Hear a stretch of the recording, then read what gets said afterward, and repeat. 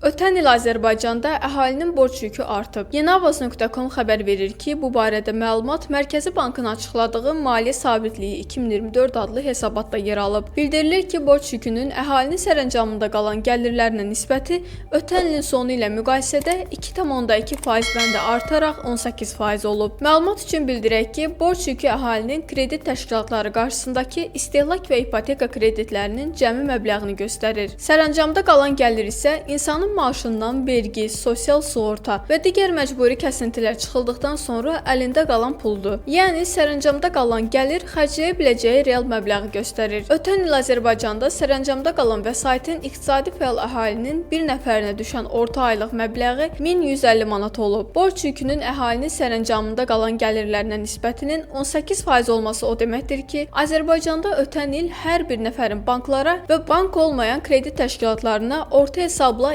207 manat aylıq borcu olub. Müqayisə üçün bildirək ki, bu borc 2023-cü ildə 174 manat, 2022-ci ildə 140 manat, 2021-ci ildə 112 manat, 2020-ci ildə isə 93 manat olub. Açıqlanan məlumatlardan da göründüyü kimi, əhalinin banklar qarşısındakı borcları son 4 ildə 2,2 dəfə artıb. Mərkəzi Bankın məlumatında həmçinin qeyd olunur ki, banklar arasında keçirilən kreditləşmə fəaliyyəti və maliyyələşmə mənbələrinə dair sorğunun nəticələrinə əsasən də bankların 15%-i əhalinin borclanmasında orta dərəcədə artım olduğunu bildirib. Hesabatda bildirilir ki, əhalinin borclanması dinamikası Mərkəzi Bank tərəfindən diqqət mərkəzində saxlanılır və bu istiqamətdə tənzimləmə siyasəti formalaşdırılır.